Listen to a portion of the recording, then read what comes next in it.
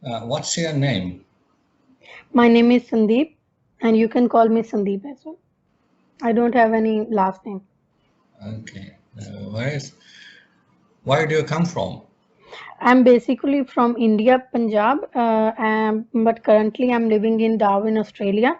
I also lived in Sydney for a few years. Yeah, now I have moved to Darwin. No problem. Now let's talk about family. Yeah, Do you have a large family or a small family?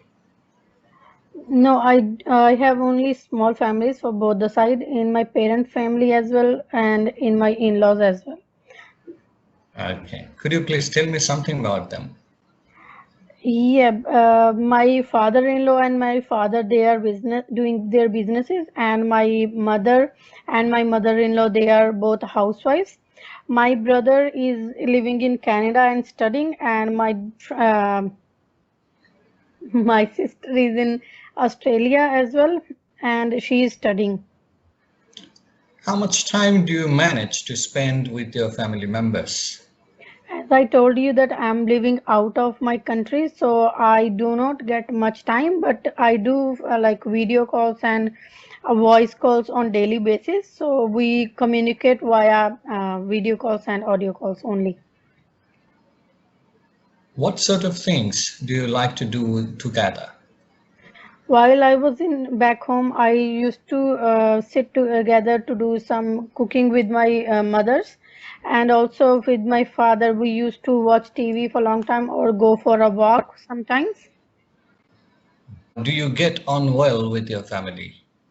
Yeah, that was pretty good. We are having a very good relationship, and we are having a strong bond in both of side the families. Okay, great. So now I'll give you 1 minute and a topic. You Mm-hmm. have some time to take note. Your topic is describe a teacher who has influenced you in your education. Okay. You have 1 minute to take some note and talk on this topic. Yeah, in our childhood and in our teenage, we met so many people that who influence us, especially our teachers. I have met many teachers as I have finished my studies, as I was doing my studies. So the teacher who really influenced me was Monica Sardar. She was in my high school, and I met her there because she came as a substitute for my another English teacher because she had some injuries. Then we have to change the teacher, and when she came, we really liked her and we provided the feedback as well. She really gave us a lot of information as she was sharing her personal experiences with us and what is happening in her life, how she became a teacher. And she told us she was an athlete, and she have done many sports, and now she was trying to teach us English, and she was really good at that, and we really appreciate her thinking, as she was not more focused towards the books. She always tried to explain us through the practical things, like she will uh, explain it in different way than the other teachers.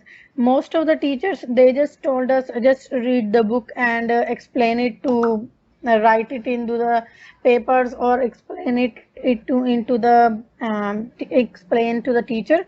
But she has a different point of view. She want to explain us like by showing the things how they are working, how what are the side effects. Most of the time she brings the models to show us the side effects of the um, global warming and all the other pollutions and what will happen to our environment. So we used to see that, and I think that's the better way to learn the things. And still we are in touch, and sometime whenever we get time, we talk to each other and share our thoughts, and still she is able to help me. Okay, now let's move on to Yeah. development in education. Hmm. How has education changed in your country in the last 10 years?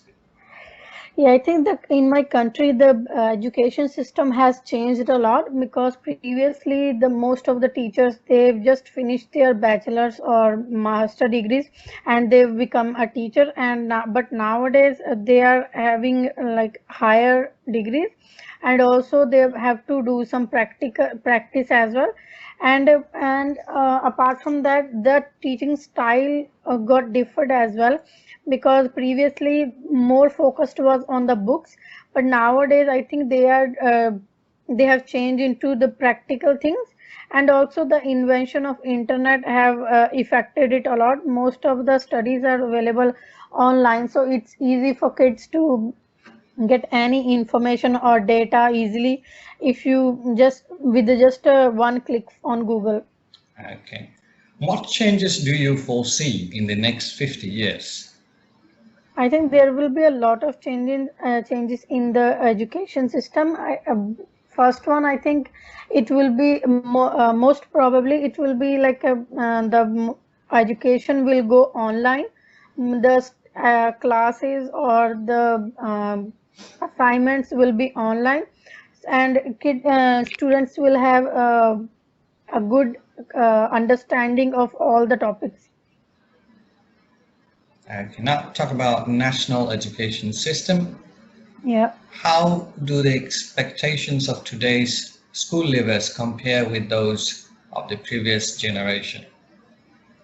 I think in previous generation, by the time the students finish their degrees, they just go for a job and they try to find a job in government sector or in a private sector. But nowadays, most of the school leavers, they just finish their high school or a degree in their country, then they want to go out of the country and try to find out a job or they want to achieve degrees from other countries like such as United States of America or from Australia. Okay.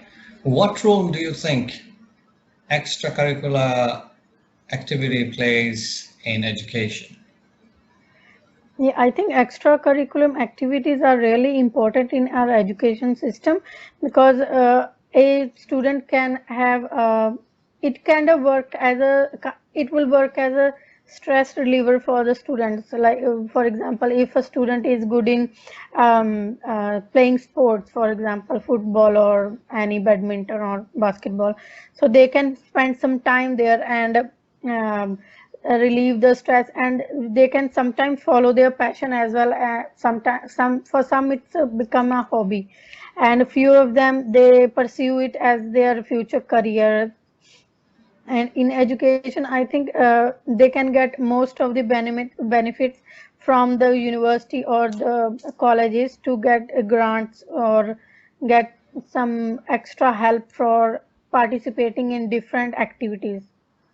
Okay, now talk about different style or method of teaching and learning. What method of learning works best for you?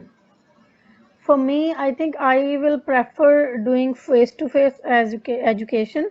I am not in much of favor of online education because I think when you are sitting in front of your teacher, you will pay more attention because the teacher will be looking at you and you can ask as many questions as you want.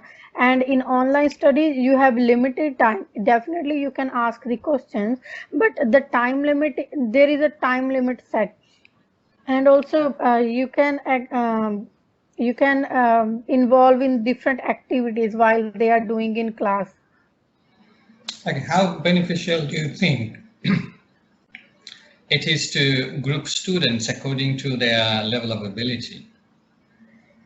Yeah, I think it's good if the groups are created according to their abilities because sometimes if you set up a group of those who have different types of abilities they might have an issue like such as they will see that another person is not contributing that much to a particular project which is given to the projects